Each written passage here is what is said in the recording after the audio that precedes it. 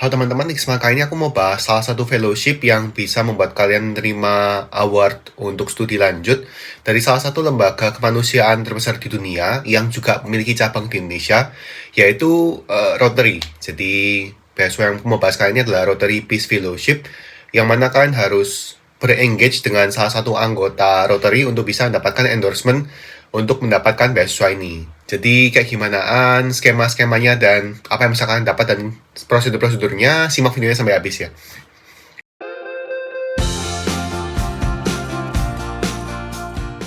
Ya, jadi sebagai salah satu lembaga kemanusiaan, si Rotary ini juga mengelola dana-dana dari para donatur dan kawan-kawan, sehingga salah satu fokus mereka juga menyalurkan dana pada rekan-rekan yang membutuhkan dana lebih untuk pendidikan. Jadi mereka ini punya dua program kalau nggak salah. Yang Peace Fellowship ini bisa untuk master program, jadi untuk rekan-rekan yang ingin lanjut studi S2, sama ada yang untuk, kalau nggak salah tuh kayak program latihan kayak gitu lah, itu agak berbeda sedikit. Cuman mungkin kali ini aku mau fokus ke yang S2 aja, jadi yang khusus buat master, itu mereka memiliki skemanya tersendiri kayak gitu sih. Jadi mungkin hal yang unik dari si Rotary Peace Fellowship ini adalah kalian tuh diekspektasikan untuk di-endorse oleh salah satu anggota Rotary kayak gitu. Jadi mereka ini expect bahwa kalian ini secara proaktif meng-engage dengan Rotary di tempat kita. Jadi di negara peserta masing-masing ya gitu. Berarti Indonesia di kasus kali ini kayak gitu. Dan kemudian kita bisa berkomunikasi dengan rekan-rekan Rotary untuk bisa di-endorsekan. Oleh karena itu seleksi pertama itu mau nggak mau ya kita harus bagaimana caranya untuk bisa berkomunikasi dengan pihak rekan-rekan Rotary itu dan juga melayakkan diri waktu berkomunikasi itu agar mereka bersedia dan berkenan untuk memberikan rekomendasi kita ke Rotary pusat seperti itu kan. So, daripada kita berpanjang-panjang lagi, kita langsung aja ke website-website yang penting aja. Jadi untuk fellowship-nya sendiri ini adalah website utamanya, sumber utamanya kayak gini, Peace Fellowship kan. Jadi memang biasanya tahunan kayak gini kan, kurang lebih sekitar 130 kuota per tahunnya kayak gitu.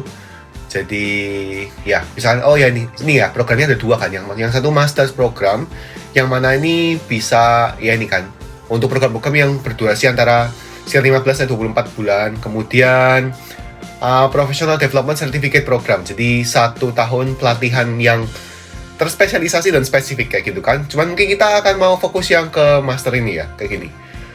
Untuk timeline-nya sendiri, ini deadline-nya tuh 15 Mei untuk submit application-nya ke Rotary kayak gitu kan.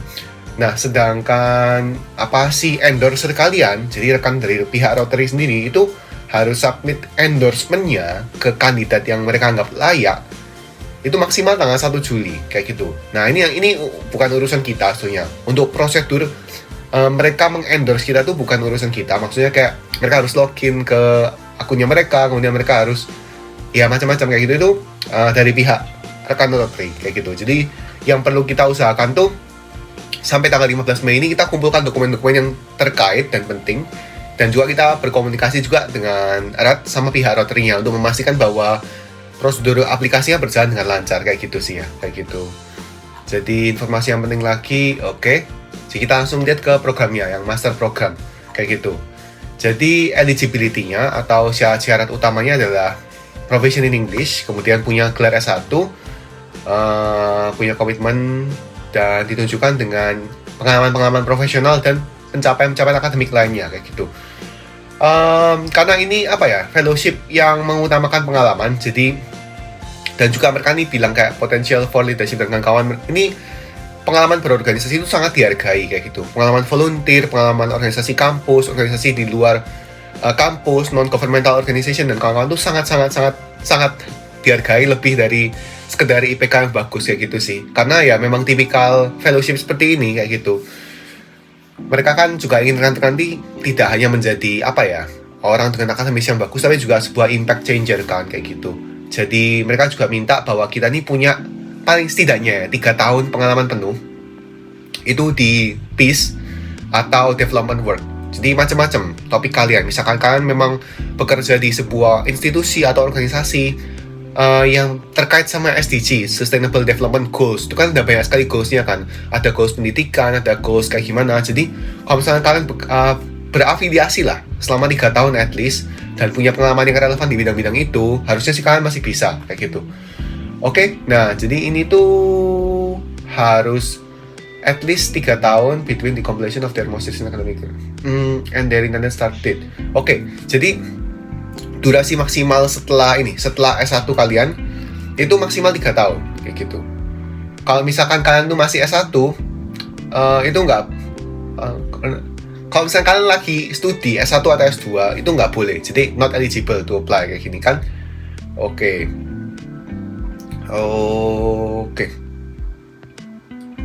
Kita nggak ada yang terlalu aneh lagi. Oke, sudah. Kalau gitu sudah. Jadi ada beberapa komponen-komponen fellowship-nya. Yang pertama si academic training-nya sendiri. Jadi ini yang studi formalnya 15-24 bulan. Kemudian setelah kalian lulus dari univnya, kalian tuh akan mendapatkan field experience lah. Itu memang salah satu hal yang positif ya. Jadi kalian langsung dibawa ke lingkungan di mana kalian bisa mengaplikasikan ilmu yang kalian miliki. Kemudian kalian diberikan kesempatan untuk network, kemudian dapatkan beberapa workshop dan juga seminar. Intinya kayak gini sih, semua hal ini tuh dibangun untuk mendesain kalian sebagai lulusan dan kandidat yang yang bisa berdampak lah kayak gitu. Jadi tidak hanya secara akademis saja, kan juga dibentuk menjadi manusia. Jadi ini program yang sangat positif sih untuk self development menurut aku kayak gitu. Ada beberapa partner university-nya, ini bisa kita lamar kayak gini. Satu keterangan yang penting gini ya. Jadi untuk S2 kita tuh nggak boleh memilih univ tempat di negara kita sendiri. Jadi misalkan memang ada univ Indonesia yang bekerja sama dengan Rotary, kita nggak boleh milih univ itu kayak gitu. Kita harus milih univ yang ada di luar Indonesia kayak gitu. Jadi ada berapa univ? Ada ada berapa? Duke University dan North Carolina di USA, kemudian ICU di Tokyo, Bradford di England, Queensland di Aussie, dan Uppsala di Swedia kayak gini. Dan di setiap univnya ini punya spesialisasi yang berbeda-beda kalau nggak salah. Kan cek aja, misalkan aku cek yang Queensland misalnya gini ya. Ini harusnya disambungkan sama, nah ini. Kenapa kok univ-univ ini bermitra sama Rotary? Karena mereka ini punya Rotary Centernya biasanya gitu. Dan biasanya tuh studi-studinya terkait dengan peace, conflict resolution, kemudian public something kayak gitu. Jadi kalian bisa cek aja kayak gitu. Ada 7 di dunia ternyata gini. Oke. Nah, pokoknya kayak gitu kan cek aja di website yang univnya kayak gitu. Karena admisi ke univnya ini harus kalian urus sendiri, terpisah sih itu kayak gitu. Jadi misalkan kalian diterima beasiswanya kan tetap harus daftar univnya kayak gitu sih. So ada 2 contact person yang bisa kalian hubungi, 2 contact point-nya yaitu dari Rotary Center yang ada di tiap univnya, sama dari Rotary yang di negara kita, dari Rotary Indonesia kayak gitu kan. So kita bisa coba mulai lihat kalau saya mau apply kayak gimana. Jadi di sini aplikasi prosesnya kan kayak gitu. Kita punya waktu sampai 15 Mei untuk submit application-nya. Oke. Jadi gimana sih cara kita untuk bisa dapatkan endorsement? Dari kan kita bilang kedengaran tentang endorsement itu gimana dapatnya kayak gitu kan. Nah, ini tuh memang sebuah prosedur yang harus kalian lalui ya. Kalian tuh harus ber-engage atau berkontak dengan member-member aktif Rotary Indonesia kayak gitu.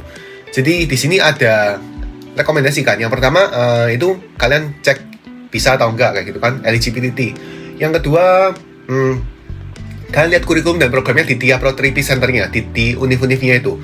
Kemudian kalian disuruh untuk memilih 2 center yang kalian ingin ingin studi di situ kayak gitu.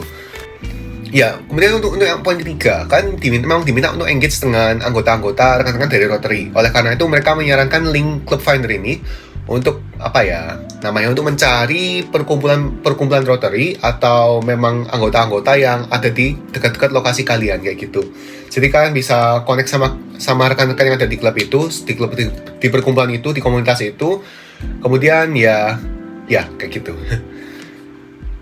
Club recommendation is optional, memang optional tapi strongly recommended. Jadi kalau misalnya kalian bisa punya itu akan sangat kuat sekali buat aplikasi kalian kayak gitu kan. Kemudian di submit aplikasi kalian sebelum tanggal 15 Mei kayak gitu. Jadi ada resume, academic professional recommendation, jadi surat rekomendasi, essay, transkrip, kemudian social impact plan dan test score. Jadi hal-hal yang terkait dengan kualifikasi. Kemudian kalian harus di-endorse dan kemudian kalian tinggal tunggu hasilnya yang akan dikirim bulan November kalau nggak salah, kayak gitu. Nah, setelah kalian dapat hasilnya, baru kalian bisa apply for admission, kayak gitu. Jadi ini positifnya sih, kalian nggak harus apply duluan, kalian bisa tunggu sampai kalian dapat kepastian bulan November, baru kalian bisa fokus untuk apply ke univnya. Ya, gitu. Jadi itu sih. Di antara bulan Juli sama Oktober mereka akan milih berdasarkan berapa kriteria, bisa kalian lihat ya kayak gitu. So, kita langsung lihat aja gimana cara apply-nya dulu. Kayak gini, kita harus bikin akun. Ya, jadi aku sudah bikin akun, jadi kalian tinggal klik I don't have account, register, sudah gitu aja. Oke, nggak ada yang terlalu gimana gini, kan ada berapa poin-poin yang bagus yang bisa kalian baca. Jadi experience yang tadi kita bahas itu ini ya. Kandidat untuk S2 harus punya minimal 3 tahun, minimum of 3 years of full time ya, pengalaman bekerja full time kayak gitu. Sedangkan kalau misalkan kandidat untuk professional development program harus punya minimal 5 tahun pengalaman kerja. Dan full time ini definisikan sebagai minimum 30 jam per minggu kayak gitu.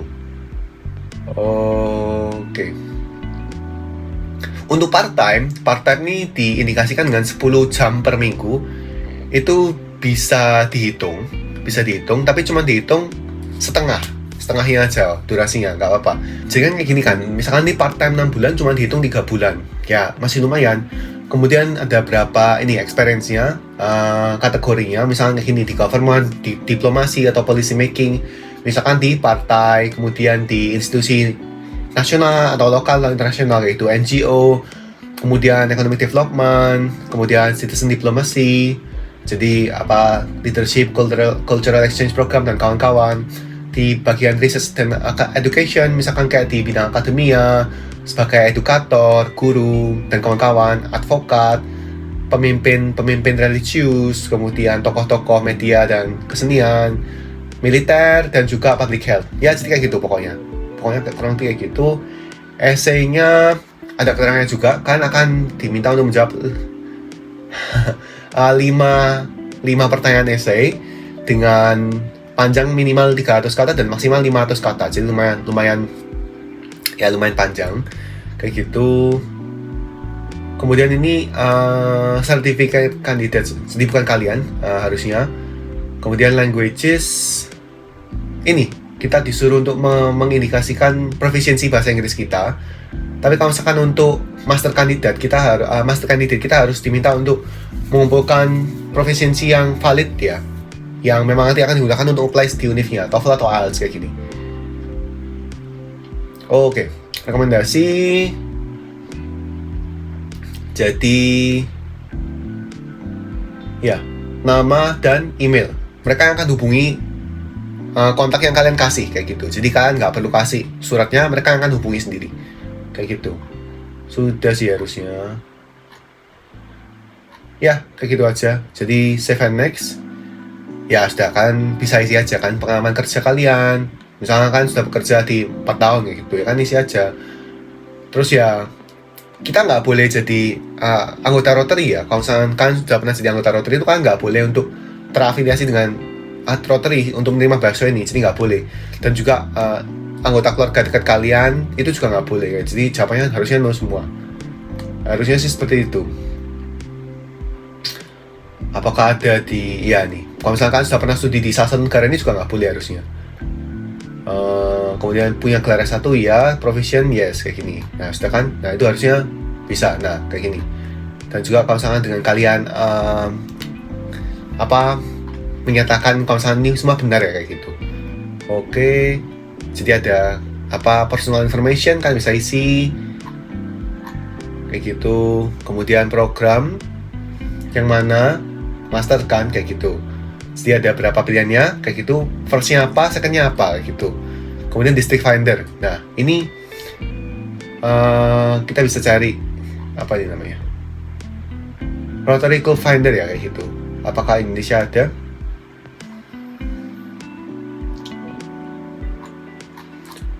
Oke, aku tahu punya Indonesia tuh sebenarnya nggak ada di sini, tapi Indonesia tuh ada sendiri. Nanti aku akan tunjukkan deh kayak gitu ya. Relevant experience kayak gini, berapa tahun pengalaman kerja, education di S1 dan kawan-kawan, kemudian transkrip kalian, pengalaman lintas negara, kemudian kemampuan berbahasa, essay. Jadi ada 5 pertanyaan essay, bisa kalian baca sendiri, misalkan kayak bagaimana program ini bisa membantu kalian dan kawan-kawan, rekomendasi, dan juga review, kayak gini ya. Kayak gitu, kemudian kalau misalnya selesai semua, kalian pencet submit. Oke, nah jadi kan memang prosesnya bisa dibilang cukup straightforward dan cukup mudah ya. Satu hal yang jadi masalah kan cuman itu, mencari endorsement dari si Rotary Indonesia. Aku sudah pernah lihat, kebetulan ada rekan aku yang orang tuanya tuh salah satu pengurus Rotary kayak gitu di Surabaya. Jadi aku tahu di Surabaya itu ada kayak gitu. Nah, kemudian kalau misalkan karena di kota lain, aku juga nggak terlalu tahu mereka berkumpul kayak gimana, karena aku nggak terafiliasi juga dengan Rotary. Tapi ada yang menarik. Jadi, kalau misalkan kalian mau tahu Indonesia sendiri itu gimana, Indonesia itu punya Rotary distrik 3420. Jadi kalau misalkan kalian isi distrik itu di Indonesia yang distrik 3420. Nah, berarti kalau misalkan kalian mau dapat endorsement dari rekan-rekan Rotary distrik 3420, gimana caranya? Ya kan harus nggak tahu gimana, mungkin ikut eventnya si Rotary ya, mungkin kayak gitu. Mungkin salah satu contohnya kayak gini. Atau mungkin kalian bisa kontak langsung secara kayak gini. Cuma kontaknya ini memang nggak terlalu nggak terlalu ada kejelasan kayak gimana. Kalian cuma bisa meninggalkan pesan satu arah kayak gini kan. Jadi kalian kasih nama kalian, email, subjek, dan pesan kalian kayak gitu. Jadi kalian tinggalkan aja pesannya di sini.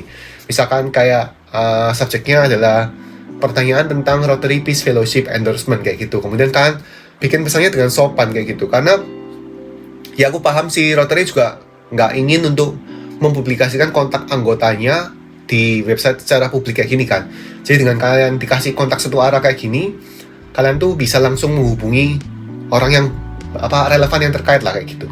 Jadi kalian kontak-kontak lah dengan baik kayak gitu sih. Jadi menurut aku ini aja sih mungkin kendalanya. Tapi di luar itu bisa kalian upayakan sih.